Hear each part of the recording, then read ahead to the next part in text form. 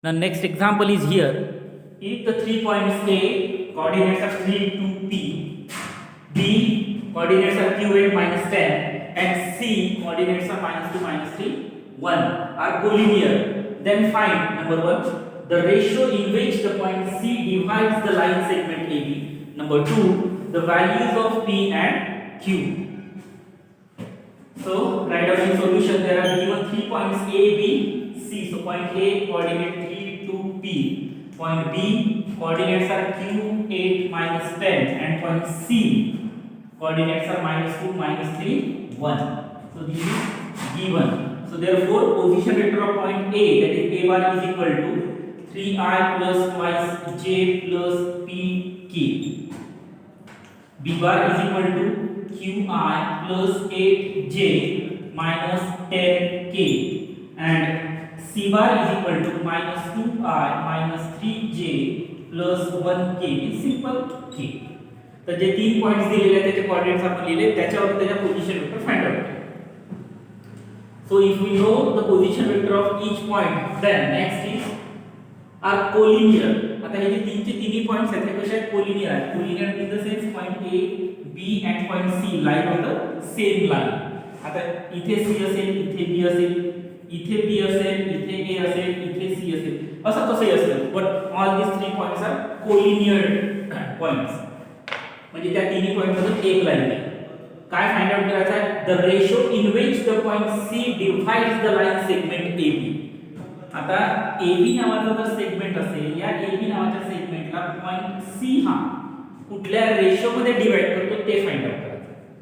आता मागे किंवा लास्ट पिरियडला आपण बघितलं होतं की जर एखादा पॉइंट इंटरनली और एक्सटर्नली एखाद्या लाइन सेगमेंटला जर डिवाइड करत असेल आणि त्याचा रेशो दिला नसेल तर तो रेशो काय घ्यायचा? K:1 नोट लिहून दिलेली आहे. आता आपण इथे काय करू?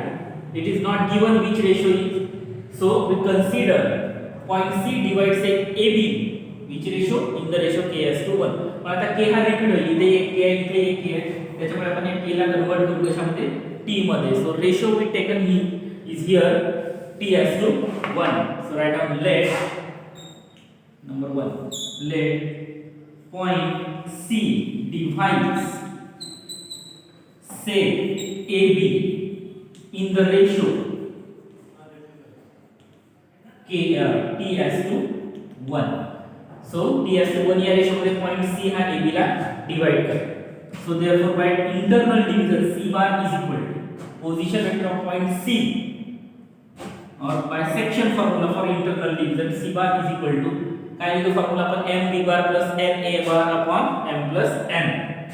So t b bar plus 1 a bar upon t plus 1. Ratio कोणता घेतला? T:1 म्हणजे m ची व्हॅल्यू t आहे, n ची value 1. m b bar plus n a bar upon m plus n हा फॉर्म्युला इथे आपल्याला.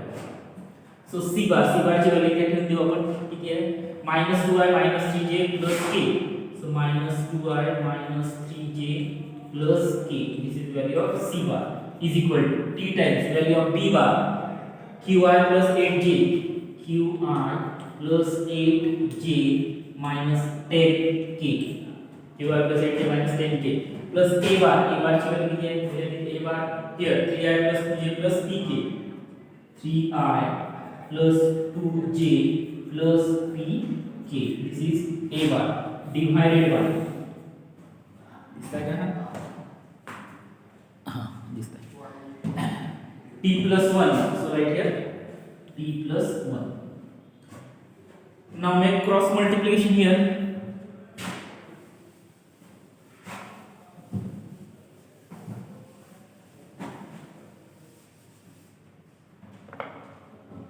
So -2i t plus 1 ने पूर्ण लेफ्ट हैंड साइड ला मल्टीप्लाई करून टाकू. So minus twice i into t minus thrice j into t plus k into t. नंतर plus 1 ने पूर्ण एक्सप्रेशन ला मल्टीप्लाई करा. दैट इज तेच एक्सप्रेशन आहे -2i minus 3j plus k is equal to t ने पूर्ण ब्रॅकेट ला मल्टीप्लाई करू. t q i plus T8J minus T10K plus plus आहे त्याच्यामध्ये ब्रॅकेट टाकून चिन्ह काय बदलत नाही, so remain as it is 3I plus 2J plus Tk ना multiplication. Now equating coefficients of I J and K. तर पहिले आता I J कॉमन असतील तर कॉमन काढून टाकू आपण. इथे I आहे, इथे I आहे, so minus 2T minus 2 I common plus इथे J आहे, इथे J आहे, so minus 3T minus 3J plus इथे K आहे, इथे K आहे, सो T प्लस 1K ना. I च्या दोन टर्म्स आहेत, I कॉमन निघाला, J च्या दोन टर्म्स आहेत, J कॉमन निघाला, K च्या दोन टर्म्स आहेत, K कॉमन निघाला. तिकडे पण तसंच I च्या ज्या टर्म्स असतील त्याच्यातून I कॉमन काढा, so TQ plus 3I. J च्या जेवढ्या टर्म्स असतील त्याच्यामधून J कॉमन काढा, plus T into 8 plus 2J. याला आपण 8T लिहिलं तर जास्त बेटर होईल. इथं K आहे, तिथून K कॉमन काढा, मायनस 10T प्लस P, इकडे बाहेर K कॉमन. बरोबर. Now by equating I J K, so on equating. आता इक्वेट का करू शकतो, इथे इक्वल टू सिम्बॉल आहे, याचा अर्थ इकडला आहे कोएफिशिएंट आणि राइट हँड साइड चा कोएफिशिएंट दोन्ही सारखेच असतील. Minus twice T minus 2 is equal to TQ plus 3. याच्यामध्ये काही व्हॅल्यू मिळू शकते का? नाही. Minus twice T minus 2 minus, तर मायनस 2 ला आपण त्या बाजूला घेऊन जाऊ शकतो, TQ ला या बाजूला घेऊन येऊ शकतो. So therefore minus twice T minus TQ is equal to minus 2 तिकडे गेले प्लस 2 झाले 5. याला देऊ आपण इक्वेशन 1.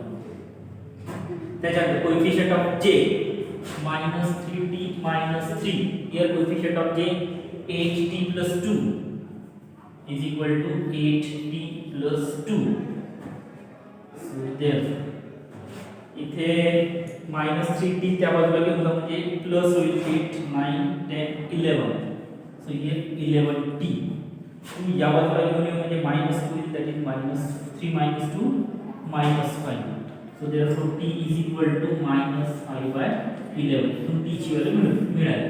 इक्वेशन 6. बरं, त्याच्यानंतर पाहू आपण equation 3.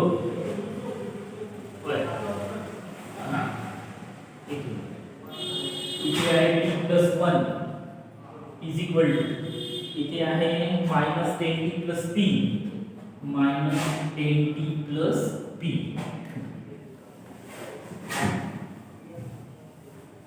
Okay,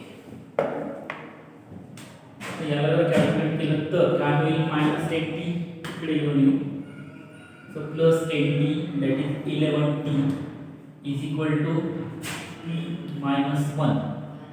This is equation 3. आता T ची व्हॅल्यू आपण फाइंड आउट केली minus 5 by 11.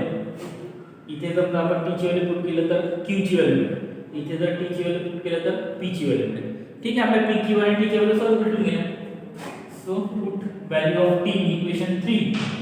So therefore 11 into minus 5 by 11 is equal to P minus 1. 11 cancel, so minus 5 is equal to P minus 1. So therefore P is equal to minus the plus 1 होईल म्हणजे minus 4. P ची value किती मिळेल, minus 4. त्याच्यानंतर from equation 1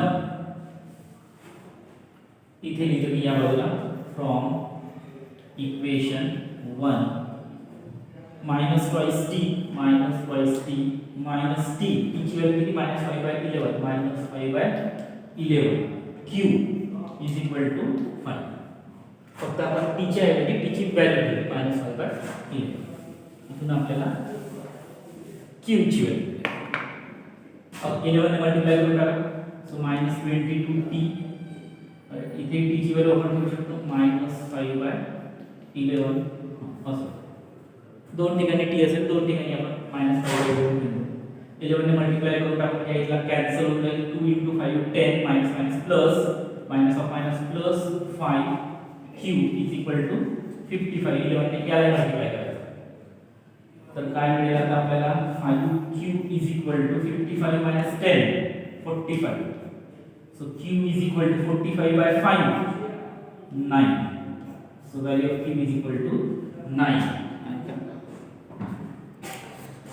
p ची value मिळाली आपल्याला -4 q ची व्हॅल्यू मिळाली 9 आणि t ची व्हॅल्यू आली -5 by 11 ओके t ची व्हॅल्यू आली होती -5 by 11 आता बघ फर्स्ट क्वेश्चन काय होतं the ratio in which the point c divides the line segment ab आपण काय कन्सिडर केलं होतं t त्याचा आन्सर किती आला t as 1 असं केलं होतं ना तर त्याचा आन्सर किती आला 5 by 11 आणि परत काय आहे निगेटिव्ह साइन याचा अर्थ असा झाला की point c divide segment minus आहे म्हणून एक्सटर्नली इन द रेशो 5:11 समजा पॉझिटिव्ह असेल तर internally so negative sign indicates externally and positive sign indicates internal and value of परत काय विचारलाय second the values of p and q so value of p is equal to -4 and value of q is equal to 9 समजा हा जो p आहे हा t जर positive आला असता